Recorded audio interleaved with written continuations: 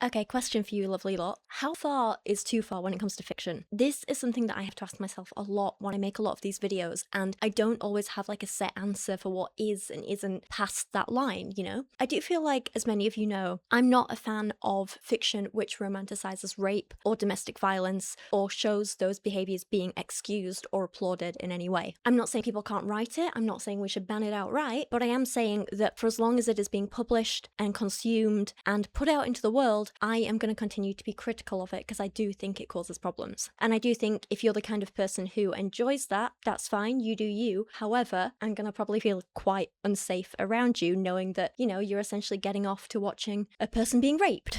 Because that's what these books are, that's what this kind of erotica is. It's not consensual non-consent, it's not dubious consent, it's just straight up rape in a lot of cases, and somehow that being portrayed as sexy and okay and excusable. And I thoroughly believe that the fiction we choose to consume and how we respond to it can absolutely shape us in our lives. Study after study has been done over the years to show that often reading fiction can help increase empathy in people, especially when we read about people and experiences that are different to our own. So for example, you know, reading about someone experiencing racism makes us more sympathetic and empathetic towards them.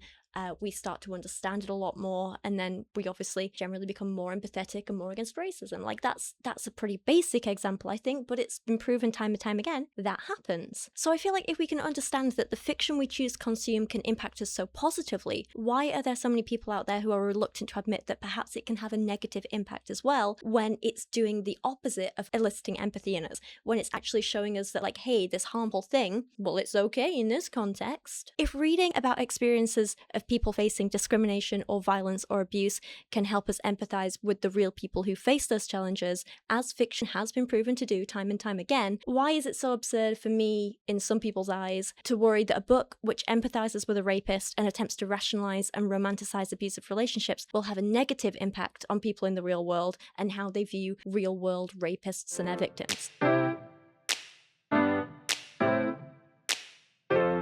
There are two main topics, or like little bits of kind of, I guess, kind of current news and stuff like that I want to discuss in this video around those topics. So the first one is in regards to the backlash that an author called Skylar L, who goes by the username of Writers and Readers, or sometimes House of Writers and Readers, she's currently facing backlash because she has announced her upcoming historical fiction novel, which centers around sexy Nazis. Yep, she has a sexy Nazi officer who is in a relationship with a young Jewish woman, and that is the central, I guess, plot in her historical fiction novel. And she's obviously facing a lot of backlash for that. And the second thing I want to talk about briefly in this video is in regards to the upcoming Haunting Adeline film adaptation that has just been announced. I have a lot of thoughts on both these stories. Let's talk about them. Let's start with the Nazi issue, which can't believe I even have to say that, like, at this point in my life, but okay, let's start with the Nazi issue. So I want to preface this by saying that this is not a book which is currently published. So I haven't read it, no one else has read it. We've read extracts online that the author's posted, but none of us have read the full text, right?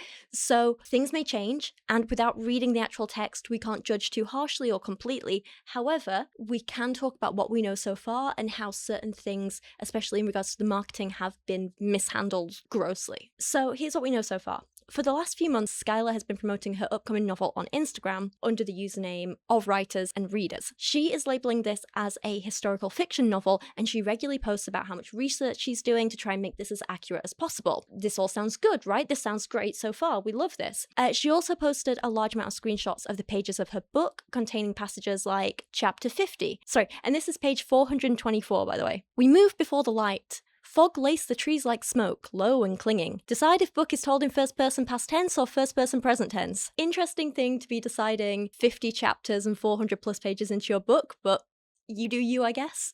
The forest held its breath as we passed through it, a slow procession of shadows, hearts beating too loud in two quiet woods. No one spoke. Breath clouded in front of our mouths, but even that felt like too much. The path twisted through gnarled trees and roots slick with last night's frost, our boots barely touching the earth, most of them trained to leave nothing behind. The world outside our camp was colder, hungrier. It smelled of damp rot and frostbitten bark, and every now and then faintly smoke, always smoke. Sorry, I'm tilting my head at an angle. The screenshot's taken at an angle. I'm just trying to read it. She also says, like, if this quote doesn't convince you to read my book, I don't know what will. I am a soldier now, trained for violence, reward of cruelty, and somewhere along the way, the boy who wanted to be a teacher disappeared beneath the blood. And other extracts like that. I think the issue arises in the other ways she's been promoting the book. There's some pretty horrific ways that she has been doing this. She calls it a historical fiction novel and uses that as, like, I guess, I don't want to say an excuse or justification, but she's like, hey, you've all got this wrong. It's just historical fiction. But the way she is promoting this is very much in the same way you would promote a romance book or a romantasy book or any other book with romance as the main key plot. So she's doing things like female main character and male main character reveals, and using stock images of sexy men to represent her literal Nazi officer main character, like, you know, shirtless sexy men to represent a Nazi, okay? The whole focus seems to be on downplaying his actions and making him out to be this sweet little boy who just caught up in the wrong place at the wrong time, and he just needs redemption from an innocent little Jewish girl. It feels a bit gross. So there's this with, like, a shirtless, very young man saying, a boy that's turned into a weapon and realizes too late that he's on the wrong side of history, and then she posts it with a song that represents your character. The way she continually downplays the actions of this Nazi officer, downplays his autonomy and his decision-making by repeatedly calling him a boy and distancing himself from his actions that we know he commits in the book, it just bothers me a bit. This was the male main character and female main character name reveal of my Holocaust historical fiction. They're about to take over my life. Say hello to my main characters. Set in one of history's darkest chapters, he wore the uniform, she was meant to disappear. Neither were meant to matter to the other. And then there's these, like, mood boards of, like, shirtless men and blue eyes, and then, like, actual photos of soldiers for the Jewish girl. It's like dark hair and brown eyes, and it all feels in bad taste, I'll be honest. She can say all she wants that, you know, this is historical fiction, not romance, but her whole marketing strategy is focused entirely on the romance and the relationship between these two characters.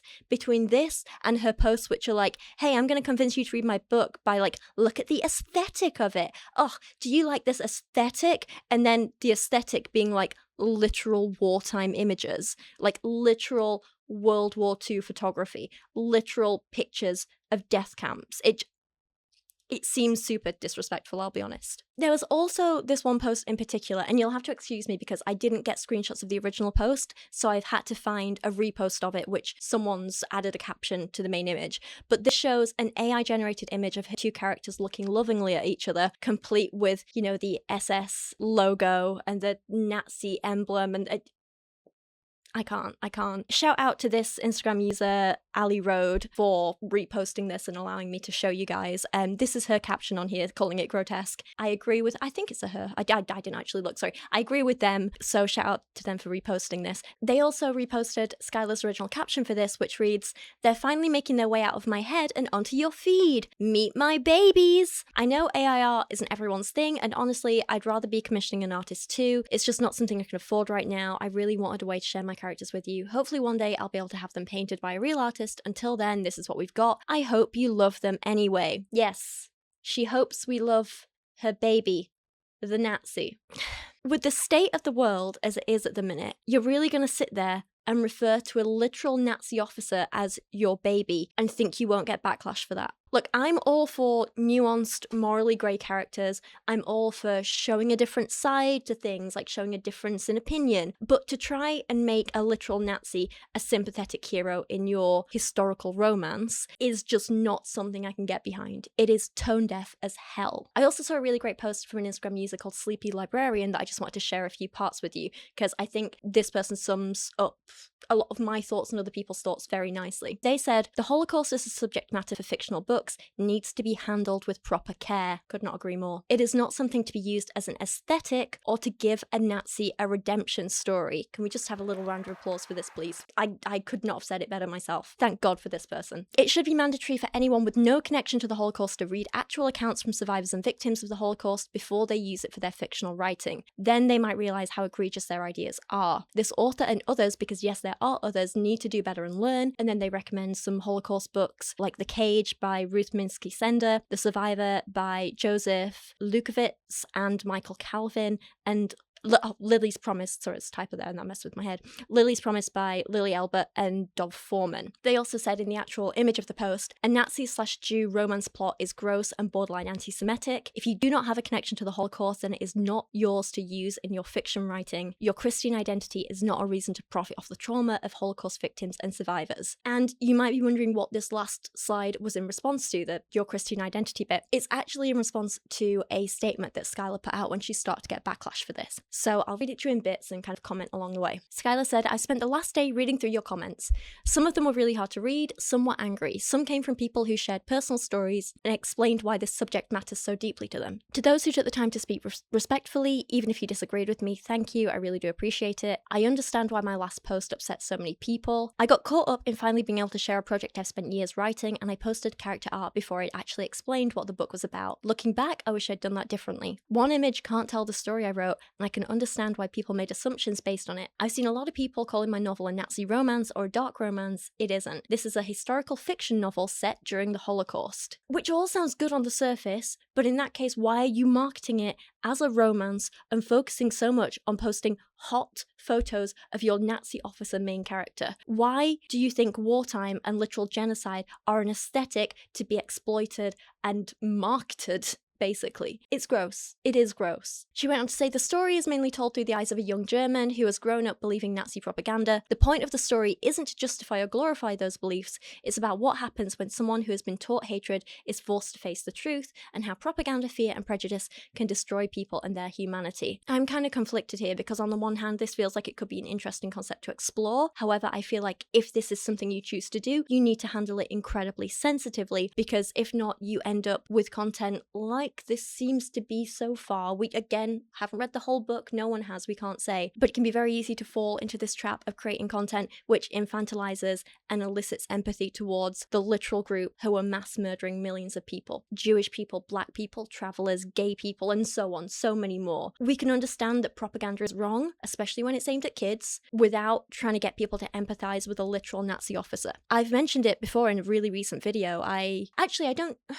I don't think it's out yet. I think I speak about this a little bit more in my Alchemized Part 2 video, which is taking me a long time to work on because it's such a big video, but I'm halfway through with it now. We're getting there slowly, and I'm going to film more after I've done this. But in that, I think I spoke about, there's a really interesting short passage early on in the beginning of the book where our main character goes around to the neighbor's house to, like, I don't know, help them fix a sink or something. And while he's there, he sees two young boys basically playing as like soldiers, and they're in the little uniforms that are very reminiscent of like the Hitler Youth uniforms, and the language they use and the way they're described as like tigers and things like that. It shows the effect of propaganda on young kids. It shows the effect of indoctrination on young kids, and it shows how these ideas like can be passed on through generations. And obviously that's scary, that's horrible, and it's very critical of that. So I think there is a way you can cover these topics without it having to be by literally romanticizing a Nazi officer and being like, oh, he's such an innocent little boy. You know what I mean? She went on to write,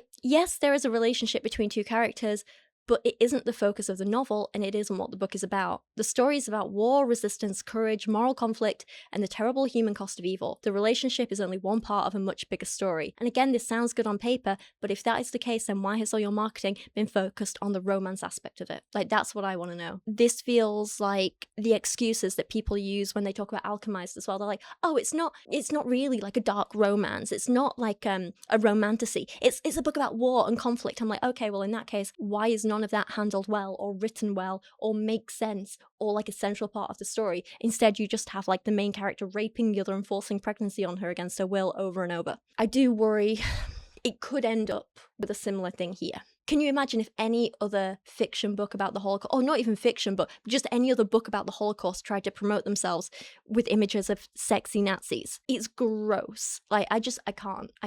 I think of like all the great books I've read about the Holocaust, like is it Wiesel or Weissel? I think maybe Weissel. Sorry if I'm pronouncing that wrong. Elie Wiesel's memoir, Night. Imagine if that had been promoted with sexy Nazis. Do you see now why it's so disrespectful? I can't. I can't. The statement went on to say, I would never want to romanticize Nazism or minimize the suffering of Holocaust victims. The Holocaust is one of the greatest atrocities in human history, and I've tried to approach writing about it with humility and respect. I know some people won't agree with the idea of my novel, and I respect that. I only hope people understand what the story actually is before deciding what it represents. As a Christian, and this is where the slide before came back in, and this is what I was referencing. As a Christian, I believe stories can explore the reality of evil while still pointing towards truth, hope, redemption, and the value of every human life. That has always been my heart in writing this book. Thank you again to everyone who's taken the time to share their thoughts respectfully, whether you agreed with me or not. And again, it feels like on the surface she's saying a lot of the right things that she should be saying, but I'm not actually seeing that anything in her behavior has changed. Like, she's not posting as much now, and she's turned off her comments, and she did take down the AI generated image, but she still kept up the other posts with the shirtless Nazi officer, with the like, oh, my aesthetic is wartime images, genocide images, you know what I mean? She's still kept that stuff up. So I'm not actually seeing that anything there's changed. And I feel like the whole as a Christian thing, I'm like, okay, you want to use that as like an excuse. What about people who are like, okay, well, like as a Jewish person, my family were murdered brutally on a mass scale. Like, maybe their opinion is more important than yours in this context. Maybe it's more relevant. Maybe we should actually listen to them. Just a thought.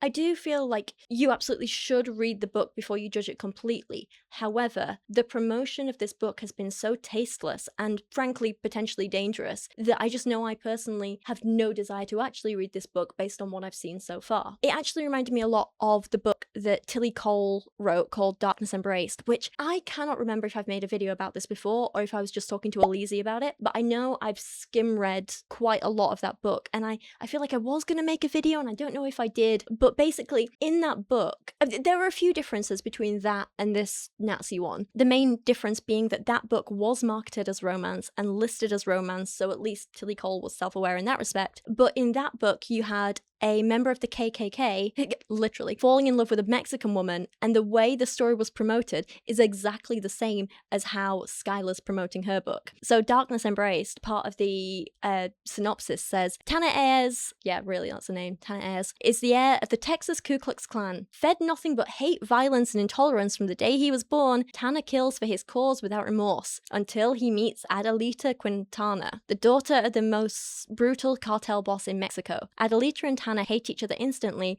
but there is something between them that neither can deny or explain. Hate turns to desire, and desire turns to love, and for the first time, Tanner sees how wrong his whole life has been. So, both historical fiction sexy Nazi book and sexy KKK romance, I can't believe I'm saying these words, both have this overarching story of man is part of a hate group, but honestly, it's not his fault, he's just an innocent little boy, like, he's been fed all this hurtful stuff and all this hateful narrative. It's not his fault. He's not his fault.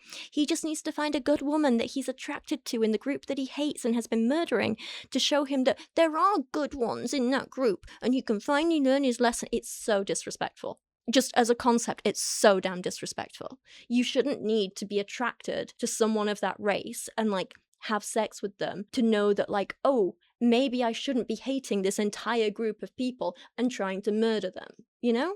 And again, like, to me, it's just tasteless as hell. At a time when in so many countries around the world, people with these hateful views are gaining power and using that to actively hurt so many people, it feels even more disgusting to be writing books like this with the message of like, yeah, but have you considered these hate groups are human too? Like, have some empathy for the Nazis and the KKK, yeah? No.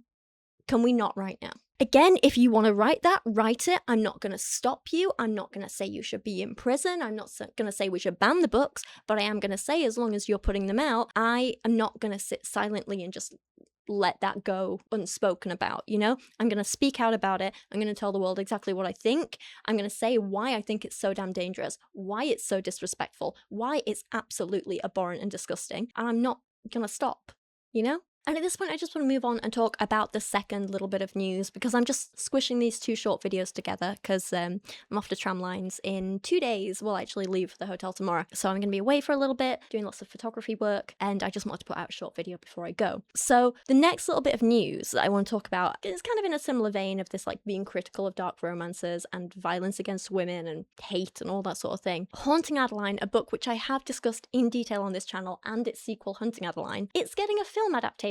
And that is shocking. right? What the hell? So, for those of you who aren't familiar, I have 2 massive videos on this duology. Haunting Adeline and Hunting Adeline are both awful, awful books, both in terms of being too damn long and so boring and so poorly written, and also massive offensive messes. They're gross as hell. So they're about a woman named Adeline who is stalked and repeatedly raped by a big, strong hacker man who murders a whole bunch of people, but it's okay because even after him raping her repeatedly, she still falls in love with him because he's an attractive man, remember, and they can get away with whatever they want. In the second book, she is then kidnapped and repeatedly raped and abused again and again and again and again and again until she's saved by her original rapist and they get a happily ever after together. It's grim as hell. Low points of these books include the fact that in their very first interaction, Stalker Man rapes Adeline with a loaded gun while she cries and begs him to stop, and then there's just more and more rape scenes with the love interest. I am conflicted about this book getting a film adaptation because I have a lot of conflicting thoughts about this. Obviously, a lot of people like myself are like, what the hell? Why would you do this? Why are we turning rape porn into a piece of mainstream media which will be accessed by an even larger audience than it already has? This is just part of normalizing rape and rape culture, right? That is disgusting. But then the other part of me is like, well, maybe, actually, this will finally make people see how disgusting and messed up it is to get off to someone being raped, right? The whole aim of these books is they are erotica. The whole aim of these books is for you to like read these stories and gain sexual gratification from them, yeah? Are people really going to do that when they have to not just read about a violent rape, but see it in front of them? Film is so much more visual than a book for obvious reasons. And I think sometimes when people read a book, they can distance themselves a bit and convince themselves that something isn't actually that bad and there's extenuating circumstances and this and this and this and it all makes it okay. So for example, when Adeline is raped repeatedly in the books, people convince themselves that it's okay because, well, she orgasms, so that means it's not really rape. And, you know, I guess outside of the rape, she finds him really attractive, so it's not really rape, is it? And you get horrific comments like people saying, Z, our anti-hero, is everything my dark dreams are made of. Zayd has my heart. Zayd has no business being this hot. I need him. I need Zayd biblically. And I actually saw a great video on Instagram, and I really wish I'd like screenshotted it or recorded it or something because I can't remember who it was from, and I really wish I could share it with you. But it was responding to a review similar to these where a woman was like, ugh, where do I find a Zayd in real life? And the response was basically, everywhere. You can find men like him everywhere. Here are the stats for rape in this country, for stalking in this country, for domestic violence, for intimate partner abuse, with this. It's like, yeah, these men are actually everywhere. You can find them everywhere, but you're gonna have to realize that like this isn't actually a sexy thing. Rape and stalking isn't sexy. I love that they made that point because it's what I've been saying for years, and I absolutely applaud them for saying it. And I wish I could remember. You know what? If you guys have seen the video and you know what I'm talking about, please leave it down in the comments because I'd love for other people to see it too. And I'm silly that I can't remember it. It's my fault. I've looked and I'm useless. But yeah, rape and stalking and harassment and violence against women is a very, very, very real threat that hurts a lot of people every single day. I do not feel comfortable seeing it romanticized, eroticized, and normalized in this way. In the same way, tying it back to the last topic, the Holocaust was very real, and millions of people, millions of very real people, died and were imprisoned and were hurt and were even experimented on. And I find it in incredibly poor taste to try and romanticize or excuse that behavior. I think it's the same thing with rape. We should not be eroticizing and romanticizing that. But here's the thing where I feel like a film adaptation might be interesting because, like I alluded to before, I don't believe there's any way to depict rape on screen and not have people finally be completely aware of how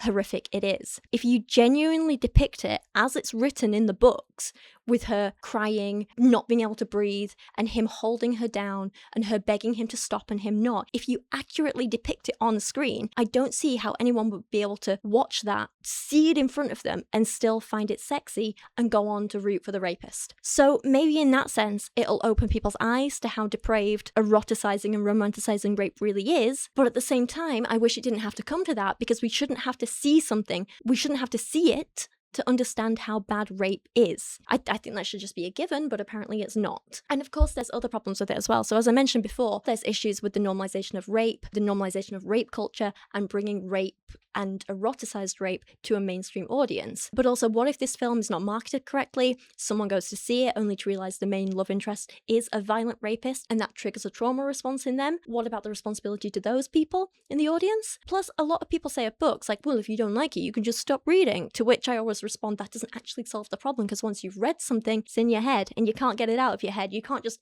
wipe a memory and expect it to go away. Like, and with a film, that's even worse. If you've physically seen the rape on screen, it's going to be way harder to block that image from your mind than it is when you're just reading it, at least for some people. Plus, if they use music in the film, especially during the rape scenes, then every time you hear that song in the future, it could bring back memories, trauma. That can be an issue. If you're watching in the cinema, you can't just turn the film off and stop watching whenever you want. You can try and leave the cinema, sure, but that'll take time. The film will still be playing in the meantime. The rape will still be on screen and giant and massive in front of you, and you'll still hear it and see it. Like, it just, you can't just stop watching. You know what I mean? It's, and if it's anything like other book to film adaptations, the marketing materials for it are going to be everywhere, and that's absolutely not fair on survivors to have to see and experience that constantly. There is actually a Change.org petition about this, which also raised a very valid point, as I've kept saying over the years, and this is to quote, "For young women who haven't been assaulted yet, who are still forming their understanding of what love looks like, this movie would teach them that boundaries are obstacles,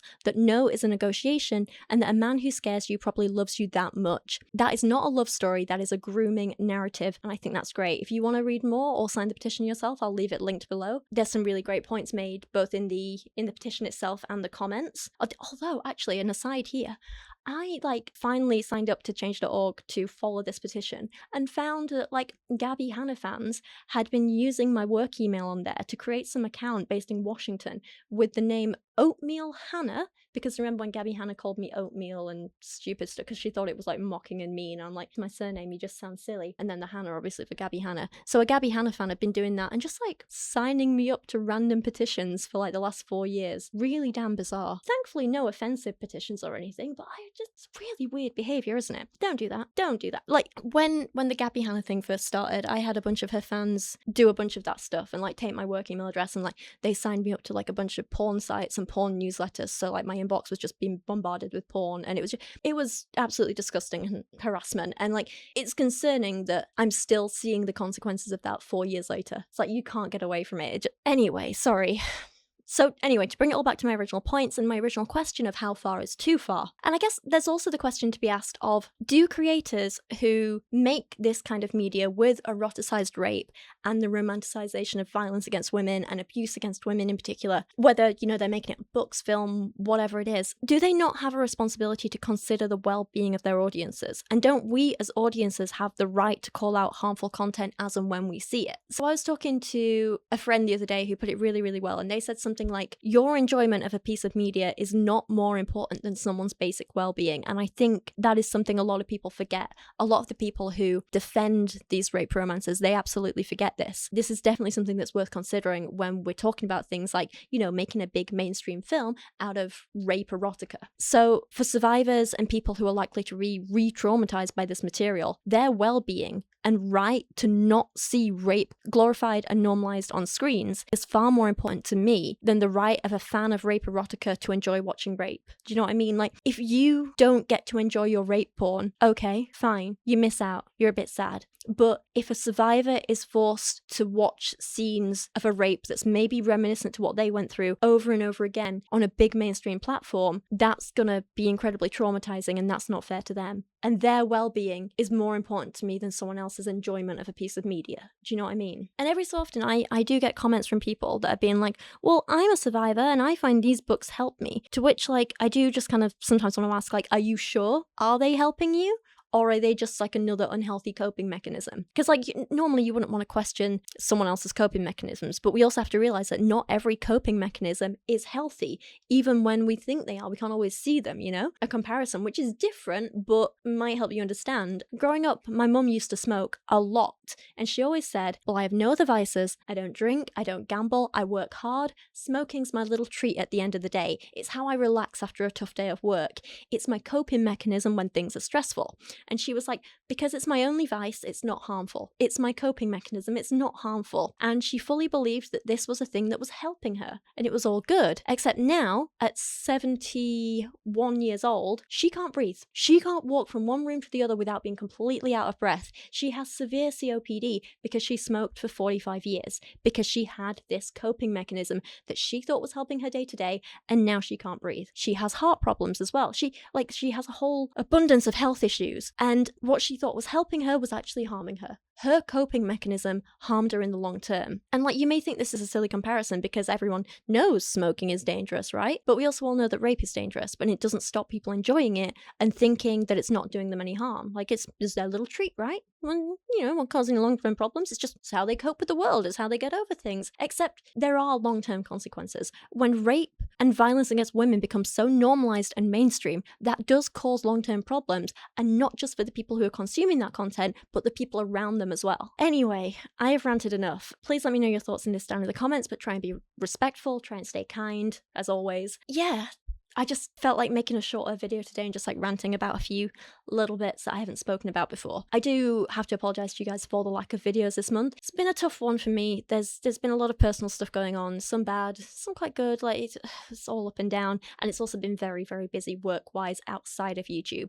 So I've been down to London to Creator Fest in London, which was great. I went down to film the collab with Oates, which was great. I've also been having laptop problems annoyingly, so it's not letting me export videos at the minute, which is a nightmare. So I'm getting a friend to help me, which is nice, but it's going in for a full service when I get back from Tramlines this weekend, and the cooling system needs repairing. Basically, it's a whole thing. And then I was also down in Wolverhampton earlier this week, which was really nice. I was shooting Martina Wren and Jules Holland, which was really damn cool, so I've still got those photos to edit.